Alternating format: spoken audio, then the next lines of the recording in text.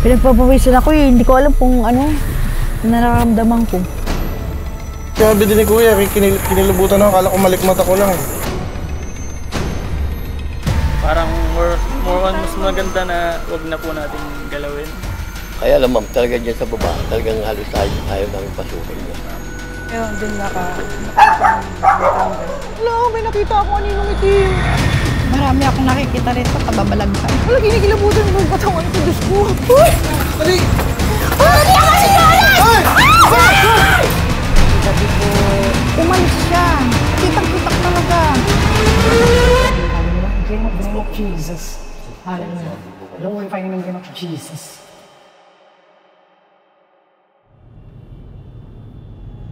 Ang pinaka-goal po kung bakit namin to gagawin is para makita ano po ba ang talagang ginagawa ng mga supultorero.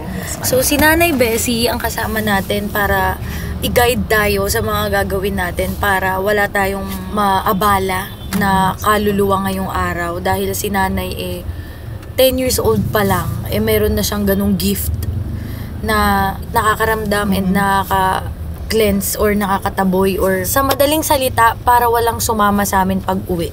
Ako po si Blesila Lopez. Isa po ako na spirit guide. Almost 40 years na halos. Ito na po ang kinagis na kong trabaho. Kaya po hanggang ngayon, ito po. Ako po si Quincy. Parang apprentice din po niya. Then, nag-start din po akong makakita simula bata. Ano pong mga kailangan iwasan? Kasi pag ganyan lalo't mag-uundras, kailangan talaga natin. Karamihan naman talaga binibigay natin respeto sa pag-pray natin sa kanila. Kasi meron karamihan na yung di na naalala ng talagang hindi na pinag-pray tapos hindi pa dinadala. Yun din. Pero kahit pumupunta ka doon, dapat hindi lang puntod lang ng mahal mo sa buhay. Dapat mo na rin yung kabilang ganun. Kasi minsan doon na kukos yung nahingi ng pray ang bawat isang... Ikaw naman serious ka kasi! Nakikinig ako kay Sorry ate. po. Sorry po. Yan po yung namin. So ready ka na ba? Ready po ako kasi may namatay akong kuya. So parang siguro yun na rin yung dinadala kong lakas na lang din ng loob ngayon. Panganay namin na kuya. Naiyak na ako. So para sa kuya ko to. Itong gagawin ko. Ano bang gagawin mo? Maghuhukay.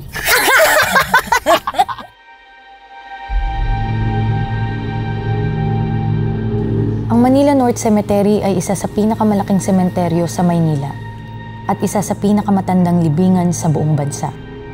Itinatag noon pang 1904, sakop nito ang mahigit 54 na ektarya ng lupain kung saan nakahimlay ang milyong taong yumao mula sa mga ordinaryong mamamayan, artista, at ilan sa mga kilalang personalidad sa ating kasaysayan. Ngunit sa gitna ng mga nicho at musileo, matatagpuan din dito ang komunidad ng 60,000 Pilipino na itinuturing ang sementeryo bilang kanilang tahanan. Karamihan sa kanila ay bumubuhay ng pamilya sa pamamagitan ng pagiging caretaker ng puntod, sepulturero o tagapaglibing. Kagaya na lang ni Tatay Romy. Ako po si Romeo Patawaran. Caretaker din sa Manila North Cemetery. Bali, na po ako, 65 taon na po rito sa sementeryo. Bata pa lang po, nandito na ako. Dito na rin ako napanganak, dito na ako nag-aral.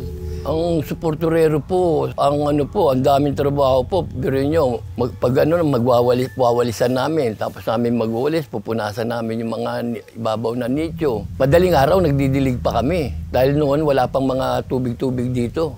Kundi balon. Minsan natutuyuan din po yung balon buti na lang, ngayon may mga tubig-tubig na rito, nakakaigib kami, nakakapaglinis kami ng nicho, nakapag-isis.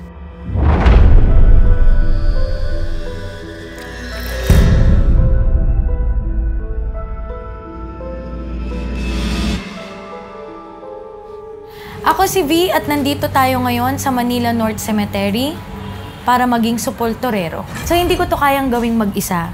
Kaya nagdala ako ng 2 tao na laging nagbabangayan sa bahay. Titignan natin kung magkakaroon ba sila ng pagkakaisa ngayong gabi. Si Ate Lani,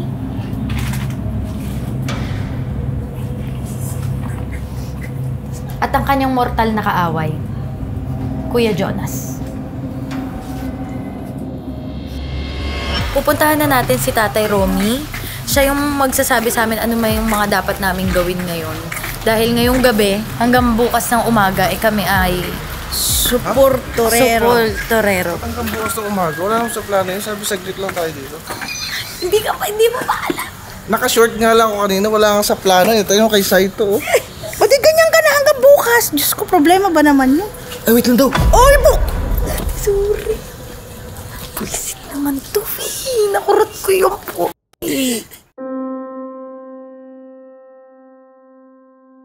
Ako po si Angelita Patawaran, asawa po ni Romy Patawaran. Mula po nung nag-asawa kami ni Romy, dito na po ako nakatira. Siguro nasa 40 years na po ako dito para maglilinis ng norte. Ito po yung bahay namin. Ilan po, Nay, ang inaalagaan yung nicho po? Ay, marami po. Siguro mga nasa kulang-kulang 100. Po yung puntod-puntod lang pong ganito. ay, ito na pala.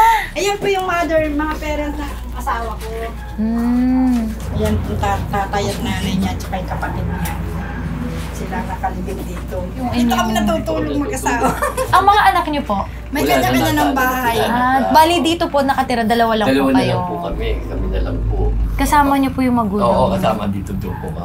Kasama namin. Masaya rin ako na kasama ko yung magulang ko, yung mga kapatid. Kaya pagising ko, makita ko agad sila. Nakatabi ko din sila ng ano eh. May mga na-realize lang ako ng mga bagay-bagay kasi ang magulang ko po buhay pa. Yung mga kapatid ko po, magkakasama pa po kami. Akala ko po, pag pumasok po ako sa ganito, sobrang matatakot ako. Pero siguro since kausap ko po kayo, hindi siya pala na yung Hindi pala nakakatakot. Oo. Parang mararamdaman mo yung realidad ng buhay. Pero iba na po siguro ang usapin kapag sa mga inaalagaan nyo, hindi nyo naman po kamag-anak. Ito yung ito, likod ito. ng bahay nila. Tay, kasama nyo po sila.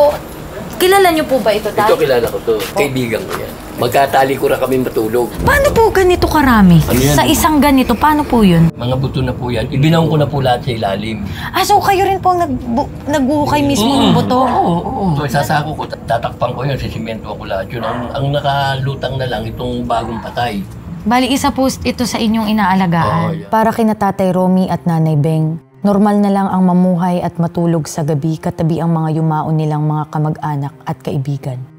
Dahil ito na rin ang nagbibigay sa kanila ng inspirasyon na magpursigi sa araw-araw nilang trabaho sa sementeryo. Yan, katulad sa libingan ng tatay ko. Yan, parang normal na bagay lang na nakahiga ako dyan. Nandyan sila, parang katabi ko lang sila. Parang sila nagbabantay, sila naman binabantayan ko rin.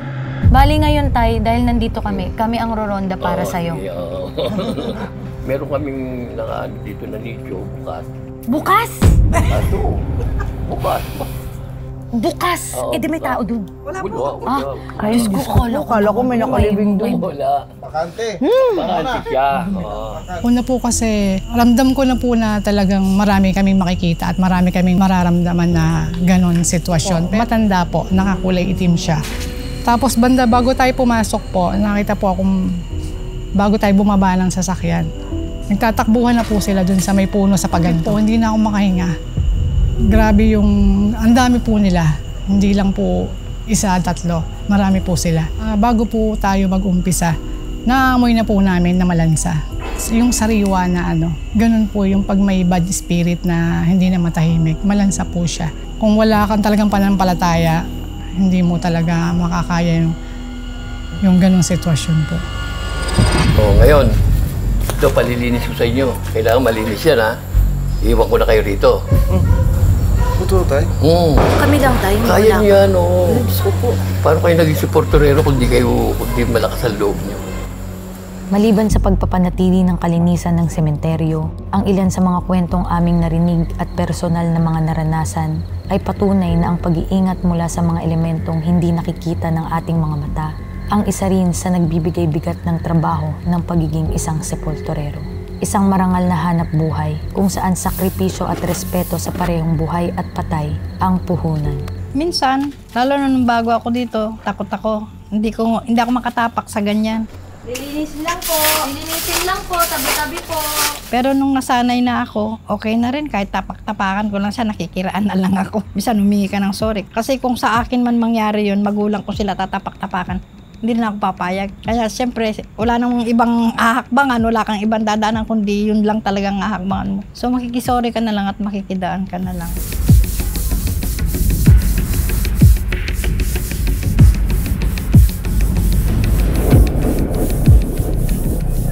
Kakaiba siya pero okay na rin kasi yung normal siyang hanap buhay. Malinis, ganun. Hindi illegal. So parang okay na rin kasi yun na rin ang binigay ng Panginoon siguro sa amin. Tanggapin na lang namin basta hindi kami nakakasagasa ng ibang tao. Tara na. Tara pa natin Tara, gagawin. let's go! Sige, titignan ko yung... Ay, ayan pala si tatay. Buti bumalik ka tatay. Tay, kamusta tayo yung ano po? Okay na yan, okay na yan. Good. Pwede nang pinturahan bukas yan. Pasado naman po Pasado. Pero tatlo pa tayo si tatay. Mag-isa lang niya. Kiraan po.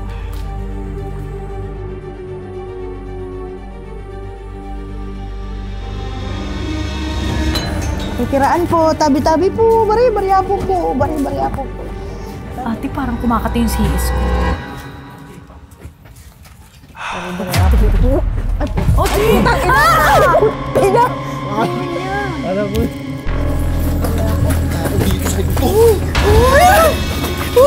Dali! Hindi ako si Jonas!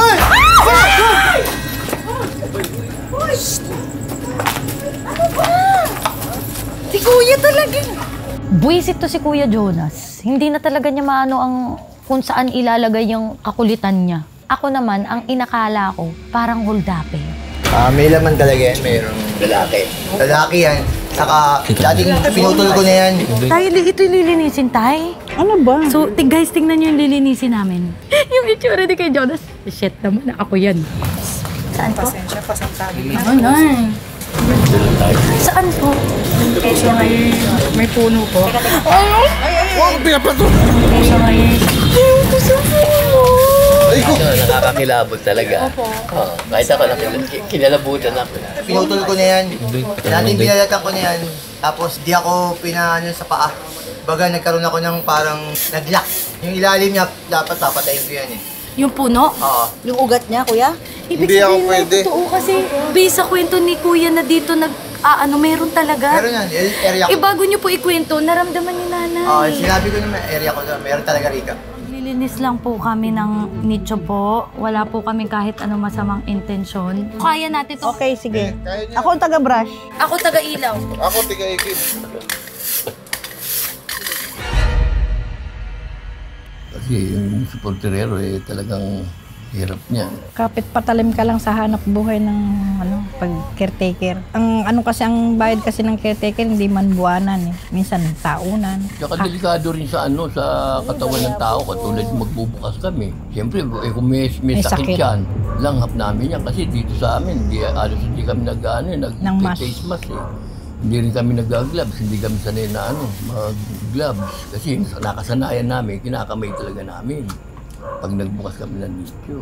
Lahat ng kamay mo dyan magsusugat. Mga palalo, magpuputukan yan. Kakaiskoba mo, walis, pagkudkud ng mga pintura. Yan, mga pinturang matutuyo.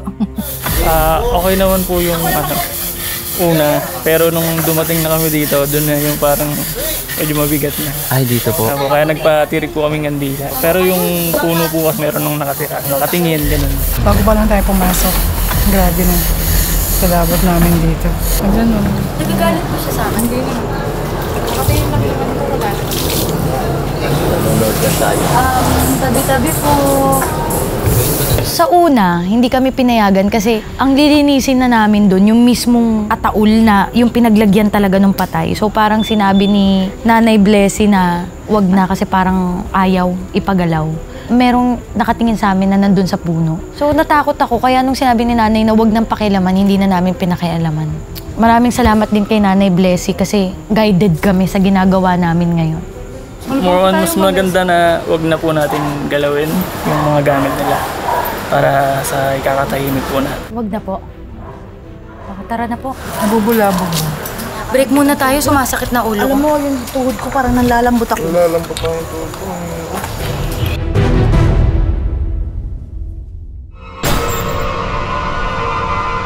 Ito po ma'am, ito natanggalan na ng patay ito. Pero ang ito, kailangan linisin.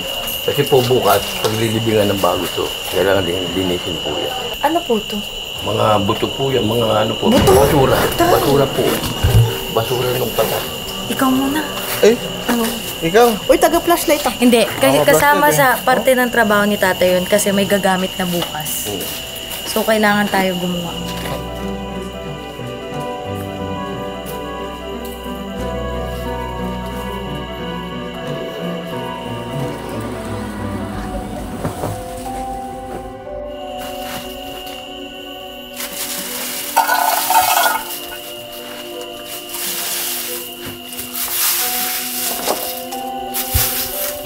Lamig sa loob.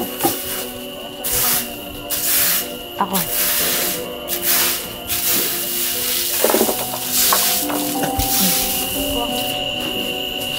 Ay, alam mo, ang lamig. Pagkaganyan kami, something sa feeling. Ang lamig sa loob.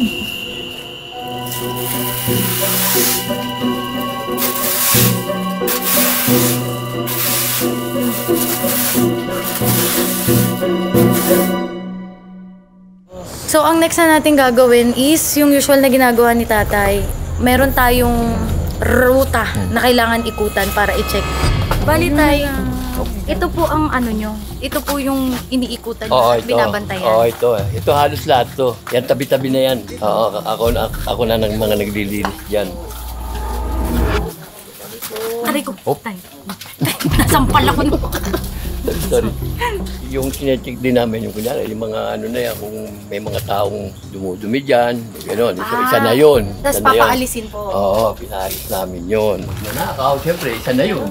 Ang trabaho natin is mag-check ng mga magnanakaw. Kahit ganito, kailangan pa rin natin i-check. Hop, huli. Ito. Wag mo nga ako 1-0. Kabisado nyo na tayo, no? Parang habang tumatagal, mas nakakabigat ng damdamin yung energy nila, yung feeling. Parang ang bigat dito. Bari ako. May aso. Ayan, mas nakakatakot yung aso.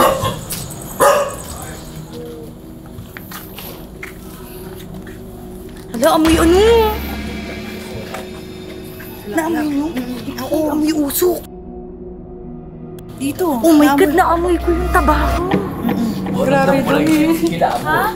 Grabe po doon sa Amoy tabako. Ba't po ito bukas tayo? Kinuha na yung pinulaw na yung buto. Dinala na sa... Ano po yun, Nay? Grabe lang po tayo. Sige, lakad na lang po tayo.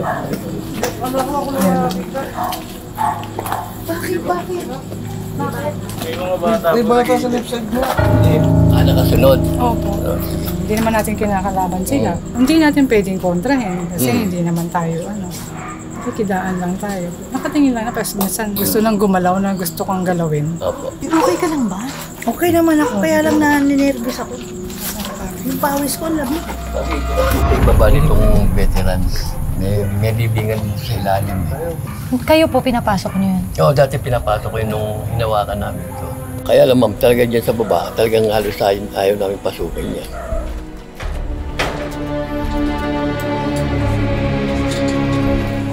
Marami ka mararamdaman dyan.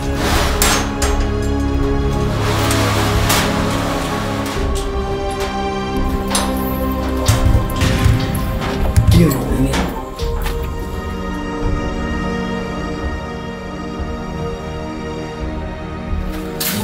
Ayoko talagang pasukin to. Isa pa, yung lugar, talagang wala kang makikitang liwanag. Kasi sarado lahat yan eh. May aninong itim. May nakita ako, aninong itim. Ay, ayoko na. Uy, hindi ko na, nalalaki yung mukha ko. Uy, tangi, nanginginig ako. Dito muna ako. In Jesus' name. Baliwala ang takot at kaba, naglakas loob pa rin kaming pumasok upang matuklasan kung ano nga ba ang nilalaman ng underground. Ang init! Mainit talaga. Kasi walang labasan ako na, walang bintana. Kaya madilim to eh. Tabi-tabi po. Nakakaputol nga pero sige po. Paistorbo na po sa inyong lahat. Malangit nawa po ang inyong kaluluwa. In the name of Jesus. Hallelujah. Glorify namin the name of Jesus. Yes, hallelujah. Purihin naman ang Panginoon. Mga buto, lalagyan ng bata, mga lalagyan ng abo.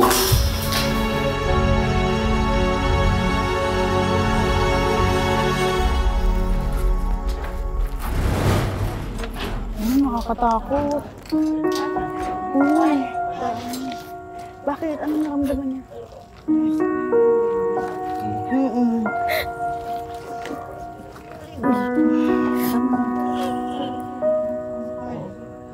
Puro baby po.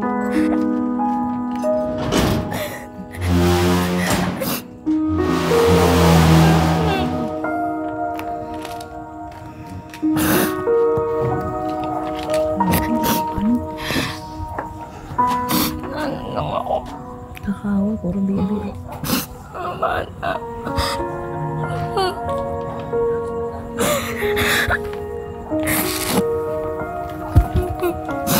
Nag-breakdown ako, hindi dahil sa natatakot ako o dahil may nakita akong multo. Nag-breakdown ako dahil mga bata yung napasok namin. Na-unfairal lang ako na bakit may mga batang kinukuha. Sobrang anghel sila, wala silang kasalanan. Hindi ko talaga kinaya. Nung pagpasok ko pa lang may nakita ko mga picture, nakita ko yung mga laruan. Hindi ko na kaya. So, ang nilagay ko sa utak ko is, binigyan ako ng Panginoon ng healthy mga anak. Nandyan sila, uuwian ko sila. Ibibigay ko sa kanila yung tamang pag-aalaga, pagmamahal. Nung nailawan ko kasi yung mga picture, tapos nakita ko yung mga iniwan ng mga laruan ng ano ko, para ko. Naawa lang ako sa mga bata. Kaya ko yung matanda kasi yung matanda kahit papaano na-enjoy na nila yung buhay nila eh. Pero yung mga bata, ang hirap pala ng trabaho na to. Kayo po, tay, paano nyo nagagawang hindi maapektuhan sa mga kwento ng mga... Kasi po, katulad namin, diyan na po kami nabubuhay eh. Kung matatakot pa kami ng anong gano'n, wala, hindi na kami kakain. Di ba? Trabaho namin to, natural na, kahit na nakakatakot, gagawin namin dahil ito ang hanap buhay namin. Lahat sila may kwento, lahat to tao eh. Na parang, nandyan sila ngayon, parang na yung bigat. Na tao sila, na nabuhay sila, tao to. Tapos ngayon, ayan na sila. So, yan talaga pala talaga ang realidad ng buhay. Diyos ko.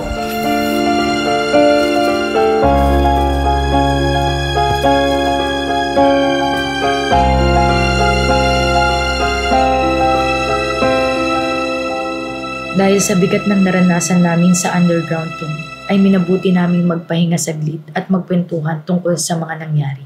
Na-trigger pa yung postpartum ko. Kunin mo na ang lahat sa akin, mga material.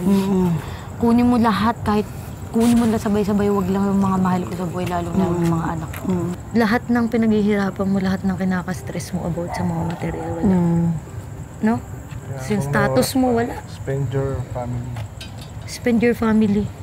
Ano ba yun? Spend time with your family. Yun, kulang lang eh. Pero yun yung ibig ko sabihin. Kaya magpakabait ka natin. Ganito mangyayari sa atin lahat, oh. Paano kaya kung magpagawa ko mo si Leot, kung sino yung nasa house niya tsaka house F, sama-sama pa din tayo? Bakit may ganun? Ate, dapat hanggang kamatayan sasabihin mo, ate, kape nga! Pero sana kung ganun, nung magkakasama pa rin lahat-lahat. Pamilya natin, tayo-tayo, lahat ng mga kaibigan natin. Lahat ng mga nakasama natin. Parang nakaka-less lungkot, no? Feeling ko lang, kasi nakatulong ka. Kumbaga na-experience mo din kung ano yung trabaho ng isang ginagawa nila tatay. supulterero. Na mahirap din. Mahirap din yung trabaho nila. Mahirap hindi mo din. dito ka nag-i-stay sa... Para din makaraos sila sa buhay. Makaraos ka lang sa araw-araw. Kailangan din nilang gawin yung Sobrang ganito. hirap. Mahirap din, ah. Hindi rin Kaya biro. Ako mas lalo ko silang na-appreciate yung mga supultorero, yung mga caretaker ng mga nicho dahil hindi siya basta-bastang trabaho eh. Kailangan mo siya bantayan, knowing pa na hindi mo ka mag-anak. Parang sa isang taon, ilang beses mo lang nadadalaw yung mahal mo sa buhay. Sila yung nandyan, halos everyday para alagaan yung nicho, yung mga namatay. So, mas na-appreciate ko sila ngayon. dito na namin pinalaki yung mga anak namin.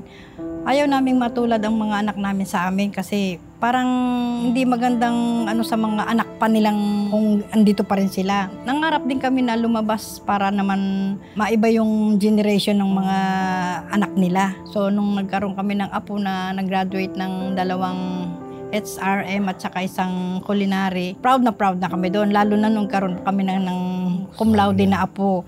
So parang siyempre proud ka doon kasi kahit taga-sementeryo lang kami, meron kaming apong napapatapos. Ang dami kong realization about life na kailangan mong maging grateful sa buhay. Kasi at the end of the day, ang ending natin talaga, nandito tayo eh. So wala nang mas mahalaga pa. Ang madadala natin sa hukay ay yung mga masasayang memories na meron tayo sa pamilya natin. Ako mas na-appreciate ko yung nanay at tatay ko ngayon. Parang naramdaman ko na dapat pala mas mahalin ko pa sila habang buhay pa sila. Yung mga ganun. Naiyak na ako. Siniisip ko na paano pala pag wala na ako tapos yung mga anak ko na lang. Yun yung mga tumatakbo sa isip ko. Halimbawa, isa na rin ako sa mga nakaganyan na nakabox na ganyan, di ba? Kumbaga yung tatay ko, basta malayo eh. Hindi ko pa nasusuklihan yung gusto kong ibigay sa kanila. Hanggat malakas pa ako, kakayanin ko maibigay yung yung masuklian man lang sa kanila tsaka sa oras sa pamilya. Swerte yung buhay namin kahit na sa sementeryo kami, at least umabot ako ng 69. Umabot siya ng 67, di ba? Blessing pa rin sa amin yun. Kanya yung buhay natin, talagang ang Panginoon lang ang nakakalam kung kailan niya tayo kukunin. Kailangan yung paramdam mo sa mga pamilya mo, siyempre yung pagmamahal, alagaan mo sila. Parang kung ano mangyayari, kung sila naman ang tumanda, alagaan din sila ng kanilang mga anak. Kung ano ginawa mo sa anak mo, kailangan gawin din nila sa magulang nila. Kung ikaw na magulang, kailangan talaga alagaan mo yung mga anak mo, sinupin mo sila. Para pag sila naman, sisinupin din yung mga anak nila. Kasi ako sa isang gabi kong tinrabaho to, ang dami kong na-realize. Parang bukas gusto kong makasama yung mga mahal ko sa buhay, gusto kong silang makabanding. Habang binibigyan ako ng Panginoon ng hininga, magiging masaya ako at magiging grateful ako at ipagpapatuloy kong mag-spread ng kindness and love sa mga taong nakapaligid sa akin habang nabubuhay ako. Kasi hindi natin alam hanggang kailan lang tayo dito sa lupa.